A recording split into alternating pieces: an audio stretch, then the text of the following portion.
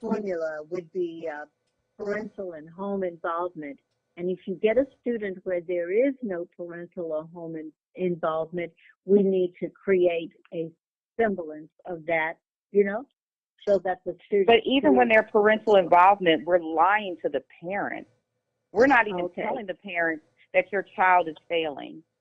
We're not even doing that. We're not even calling the parents and keeping them informed when their child is struggling or cutting up in class, because we don't want that parent to come and get their child from us. So now we're not even building relationships with these parents, healthy relationships. That's not fair to these parents. And they are the taxpayers. Yeah. And they're the taxpayers. And then you wonder why come 18, your child is taking the ACT and SAT and their score is not even high enough to get into LSU. But they've been making straight A's. Isn't that sad? Yes. That is sad. Oh, my God. You can't get your children into your local college because their ACT and SAT scores are low, but they've been getting straight A's. Yeah, that's not right. And what you you all are saying is just that people just stay informed, educate yourself, do research, right? Much like Sister Maud and I, we talking about AI. Do your own research before you give a final judgment on something that's so significant, especially your child's education. Absolutely. Because it's so hard to undo. It really is. Once you start allowing these charter schools into your city, I mean, right now, if New Orleans wanted to go back to a public model, like, where do they even begin? It's so hard to undo it. So don't make those decisions so lightly. Don't make those decisions. Yeah. Because this will affect generations to come. Because not only will it affect your children, it's going to affect your children's children. Wow. This is something we need to take seriously. Now, what do we need? We need to go back to our public school models, right? We need to bring trades back into the school system so students are actually making those career connections inside of high school, and then they can graduate on and just continue inside of a trade to be able to take care of themselves. We need to bring the arts back to schools. We tried to cut out all of these programs, and now we're producing children that we're saying, oh, these kids don't even want to work. They don't even have those career connections that we had when we were in school. When I was in high school and I was able to pick up different trades and dibble and dabble, I knew what I would be interested in as an adult. So now we're saying, okay, we're throwing you into adulthood. You don't even know what you like to do, and then you don't even feel prepared, right? Because you don't even have any type of experience inside of a public school trying this out. So now you're going to get out there and you're going to feel like a failure. We need to bring trades back. We need to bring the arts back, and we need to bring community schools back. I agree with you. I certainly agree with you. And if you have a large school district, you need to make sure that you have the community school model set up within whatever school district you have. And that's where you have smaller numbers of students who are around each other, around their teachers for 4 years. I'm looking at the higher levels, and this generates a feeling of hominess, comfort within the students so that the student can learn. Right now, my students have such high, walking into freshman English, they have such high anxiety. I just stop and I have a day of, let's just get to know each other, hang out a little bit, calm down. And I realize that someone has sold them on success. Success is not just earning a grade and getting a job. Success has to do with developing those attributes within yourself that makes you a good person. And once so in St. Martin Parish, and in these other parishes, and you guys are saying, what do we do? When you guys go to these board meetings, you need to communicate loss of learning. Because if my child has to wake up at 5 a.m., get on the bus at 6 a.m. so they can take a 40-minute bus ride, across the parish, communicate loss of learning. Because what that's doing, that's taking away from opportunity for that student to be at home to study, for that student to be at home to be under the watchful eye of the parent, because they're on the bus they're on the bus for a very long, extended amount of time, and they're exhausted. So by the time they get to school, they might just be a little tired because they had to wake up an hour earlier. So you're giving an unfair advantage to that kid who's right across the street from that school. Bring my school back to my neighborhood so I can be there for my PTA meetings, so I could be there for my open houses, so I don't have to catch a ride 40 miles across town, across this parish. Bring my school back. And so communicate loss of learning and loss of opportunities for parents to engage and build relationships with the educators. That's what you need to communicate. Wow. Absolutely. Certainly. Anything else you sisters want to add? So you're doing a dynamite, phenomenal job. Sister Khadijah is at home listening attentively, and she's going to take that and run with that. So on Monday. So, of course, I want to add a little humor with a little exaggeration, but the quality of life in New Orleans has gone down so badly, and the people who are in charge of all this have gotten so wealthy. But the quality of life has gone down so badly that sometimes the drug dealers don't even want really don't even want to come into New Orleans. Yes, that might be a positive. But yeah. It's like they said, they're so dumb, I can't even sell drugs to them. Okay. No. Right. I get what she's saying. So I think she's kind of going back in the day where we would watch these movies and a teacher's coming into one of these neighborhoods and he's like, okay, I'm not getting through to my math students. And then he puts up a math formula and they can connect it to selling weed or something because they know ounces. Well, we don't even have students who understand ounces anymore. Exactly. And so they're not even making money off of the street supply. So it's just like I think that's what she's talking about.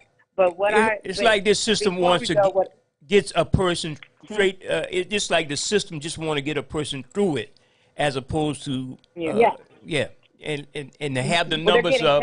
Had the numbers up, and when they report to the government officials that they did this and they did that, and that puts the teachers in a quandary to have pressure on them to get these students through the school system. Yeah, because they're gonna get paid regardless. So once that student moves on and they become an 18-year-old, that money is still in the pockets of those people who created that system, and those children they don't have a good quality of life, and that's where the problem is. There's something else that's going on in Louisiana, Can I ask you something that's probably going to be very controversial for the question I'm going to ask you? No, it's not profanity. It's not no AI robot. It's about teachers' raise. Should teachers' raise be based on the fact of the performance of the system it's in? Granted that Louisiana is basically last. I've been saying this for about 5-10 years on the radio platform.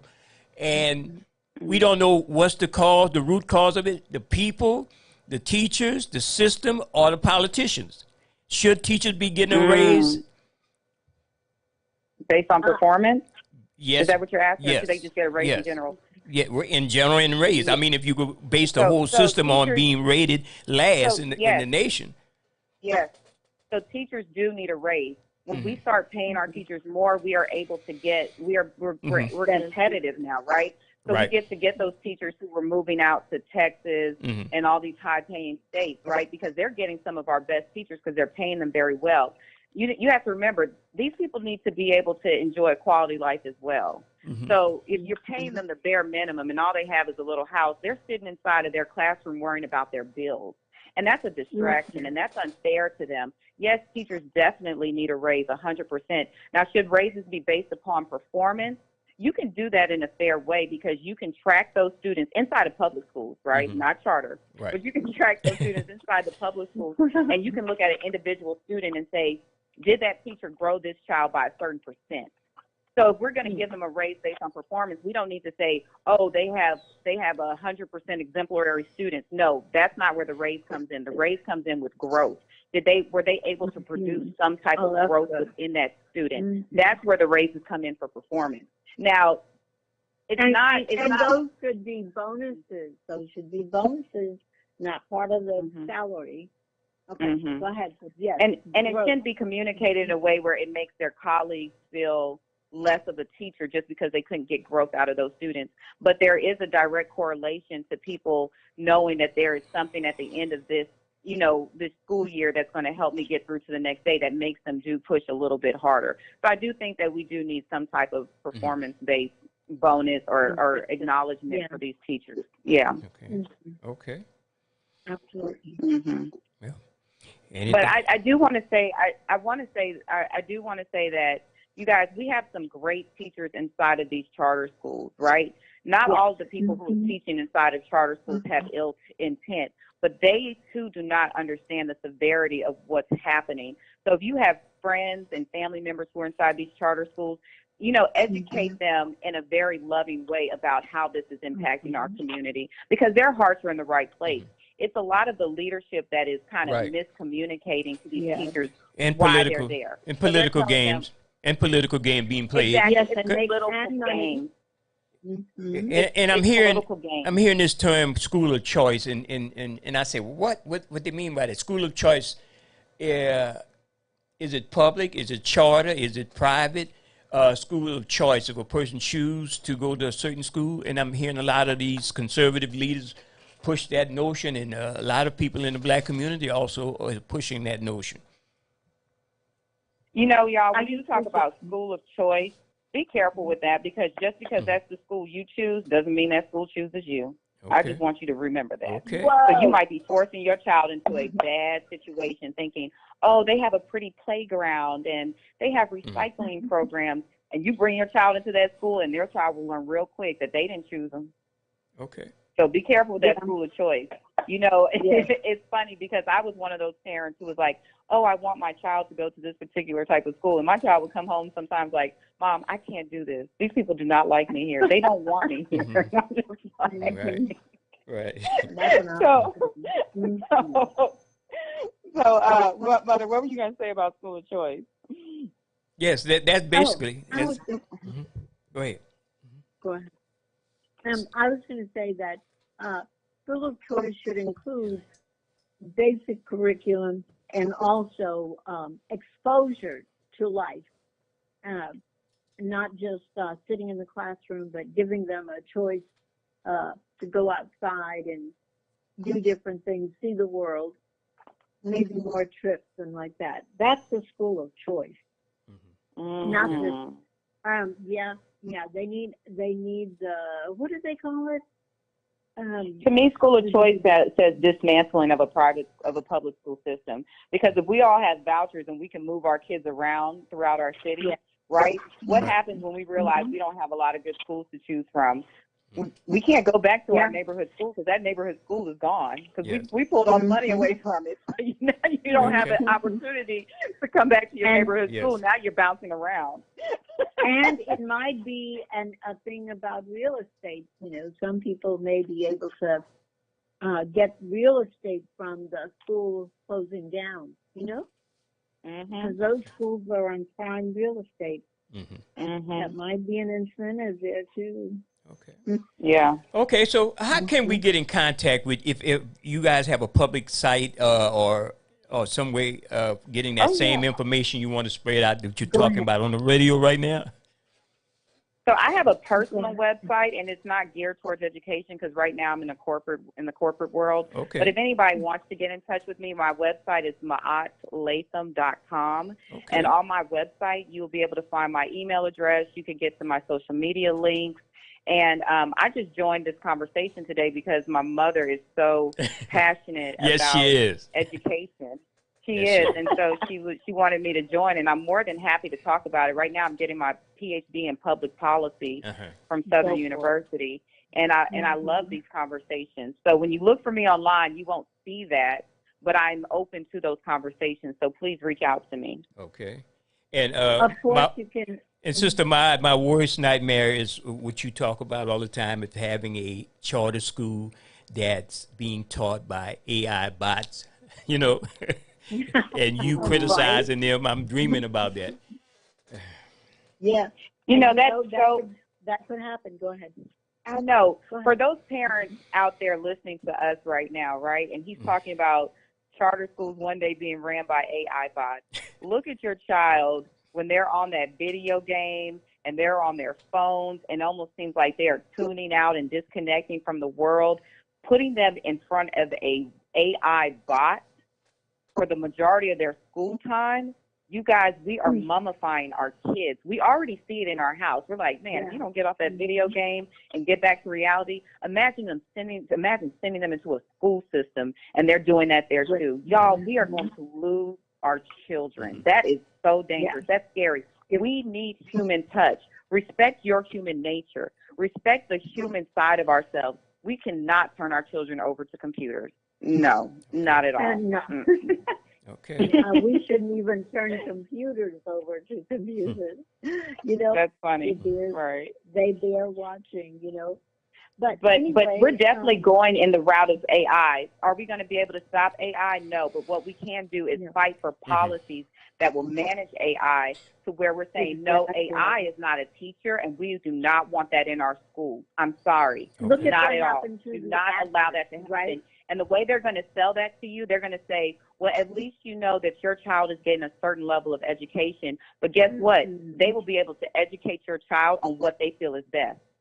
So there will be no human opportunity to say, that's not right. We don't need to communicate that to these children. You guys, it will just be controlled, managed, and you're sitting at home not knowing what your child is being taught until they get home.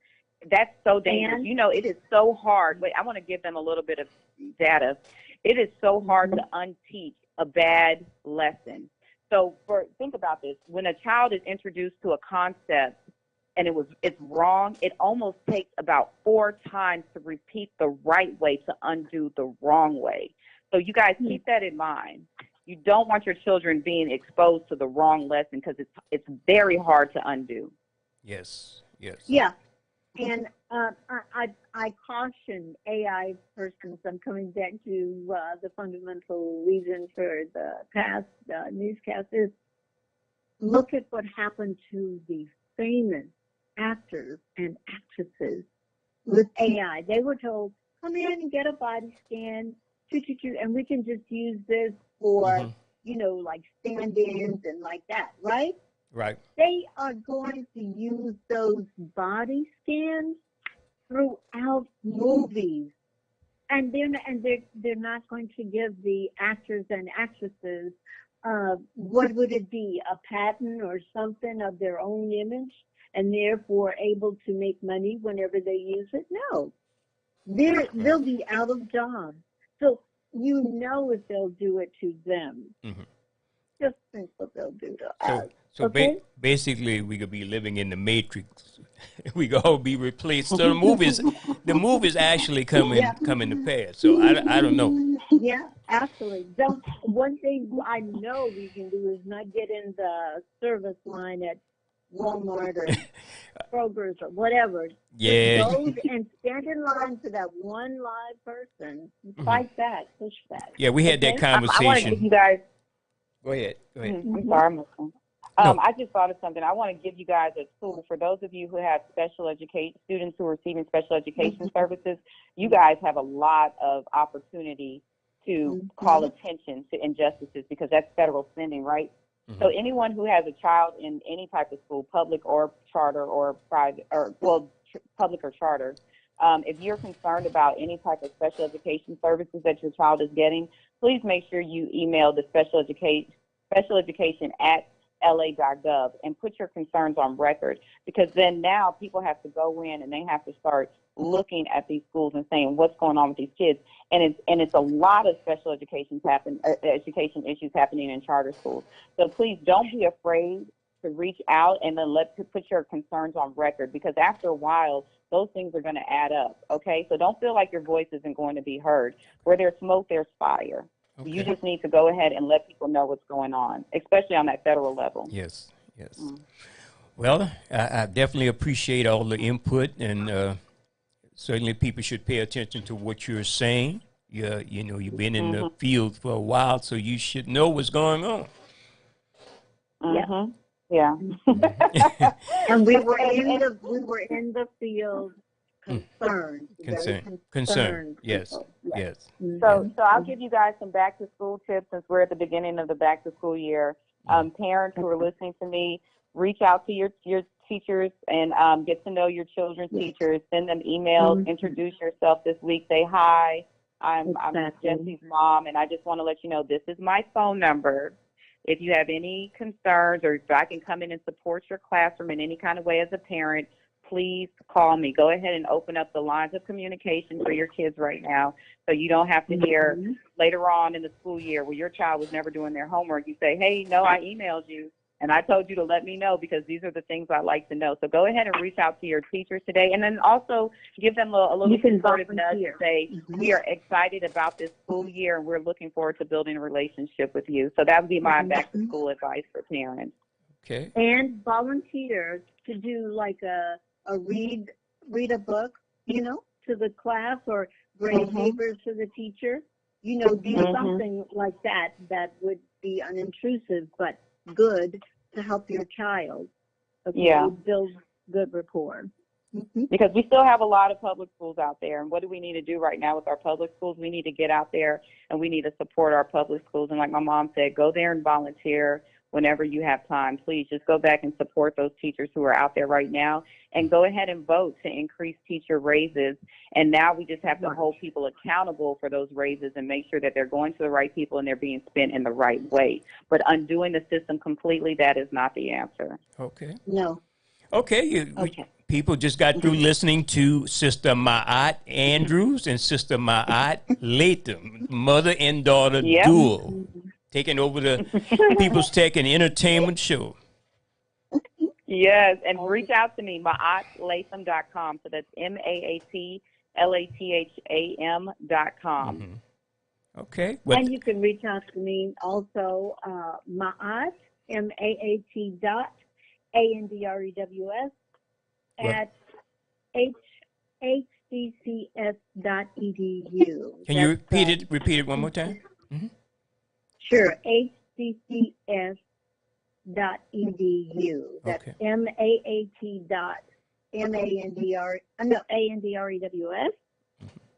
at HCCS.edu. Okay.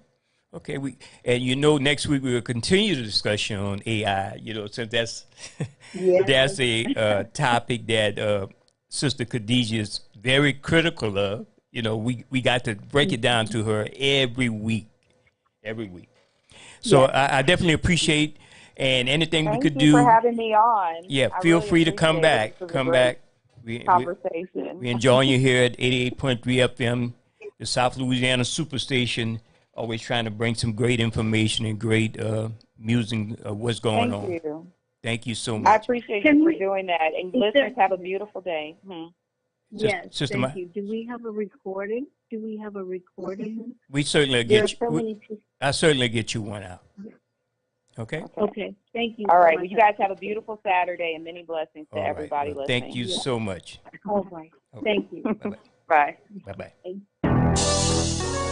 Hot air, so hot in here, so hot air. It's summer and it's hot at KIEE 88.3 FM, your superstation for South Louisiana.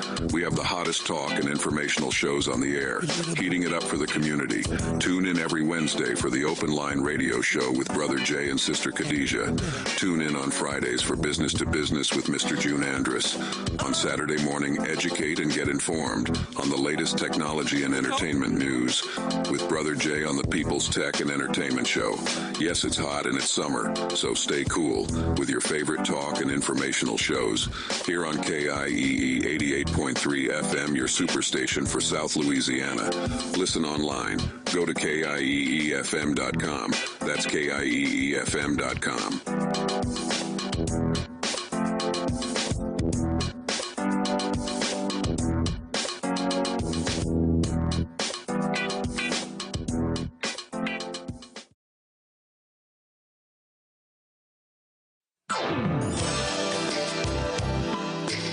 This is your entertainment news for the week of August 19th on your superstation KIEE 88.3 FM. Clarence Avant, a major power broker in music, sports, and politics, has died at 92. August 14th, 2023 by NPR. One of the great connectors in the music and entertainment industries has died. The executive and businessman Clarence Avant boosted the careers of generations of musicians, entertainers, sports stars, and politicians. A family statement sent to NPR said that he had died gently at home in Los Angeles on Sunday at age 92. A cause of death was not shared. Avant was a giant power broker in several fields, helping to nurture the careers of major black artists and shaping the field for black-owned companies. Among his many accomplishments, he signed singer-songwriter Bill Withers. He was the promoter for Michael Jackson's first solo tour. He was the chairman of Motown Records. He nurtured producers including Jimmy Jam, Terry Lewis, and Diddy, and also worked with sports heroes including Jackie Robinson, Hank Aaron, Jim Brown, and Muhammad Ali. He also became a major behind-the-scenes force in politics. He advised President George H.W. Bush, but was also a fundraiser for Presidents Jimmy Carter, Bill Clinton, and Barack Obama. Avant was born February 25, 1931, in Greensboro, North Carolina. As a young man, he started out by managing a range of musicians, including blues singer Little Willie John, film music composer Lalo Schifrin, jazz vocalist Sarah Vaughan, and jazz organist Jimmy Smith. Netflix, where Avant's son-in-law Ted Sarandos is co-CEO, created a documentary about Avant in 2019.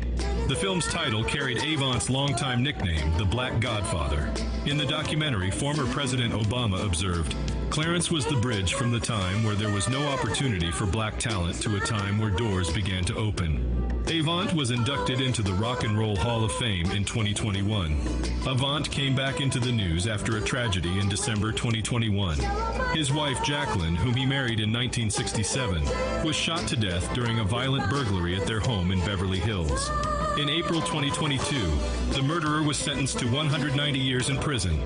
Avant's survivors include his daughter, Nicole, a former U.S. ambassador to the Bahamas and film producer, Nicole's husband, Ted Sarandos, and son, Alex Avant, who is a talent representative.